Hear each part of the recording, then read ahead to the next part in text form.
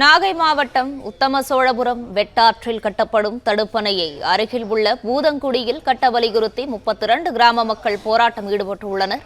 இதுகுறித்தான கூடுதல் விவரங்களை வழங்குகிறார் செய்தியாளர் மூர்த்தி. மூர்த்தி, வணக்கம். முழு விவரங்களையும் வழங்கலாம்.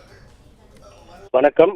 நாகப்பட்டினம் மாவட்டம் திருமருகல் ஒன்றியம் உத்தம சோழபுரம் கிராமத்தில் வெட்டாற்றின் குறுக்கே தடுக்கும் வகையில் புதிய கடைமடை தடுப்பணை 49 கோடியே 50 லட்சம் மதிப்பீட்டில் கட்டுவதற்கு ஆணை பிறப்பிக்கப்பட்டு பணிகள் தொடங்கப்பட்டுள்ளது. இந்த நிலையில் வெட்டாற்றின் குறுக்கே உத்தம சோழபுரம் கிராமத்தில் தடுப்பணை கட்டினார். உத்தம சோழபுரம், நரிமணம், வடகரை, பூதங்குடி, பாலக்காடு, வடகுடி, பெருங்கட்மனூர் உள்ளிட்ட 7 கிராம பகுதியில் சுமார் 1000க்கும் மேற்பட்ட ஏக்கர் நிலப்பரப்பில் சாகுபடி நிலங்கள் உப்பு தன்மையுடன் மாறி பாதிக்கப்படும் என்பதாகவும் வேறு இடத்திற்கு மாற்றி அமைக்க வலியுறுத்தியும் கடலில் இருந்து 6 கிலோமீட்டர் தூரத்திற்கு கட்ட வேண்டிய தடுப்பணையை சுமார்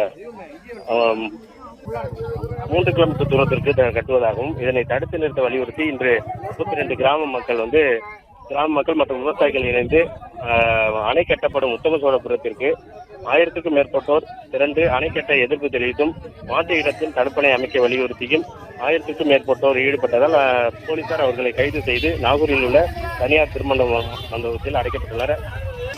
பிளே ஸ்டோர் மற்றும் ஆப் ஸ்டோரில் இருந்து பாலிமர் செயலியை QR கோடு மூலம் பதிவிறக்கம் செய்யுங்கள்.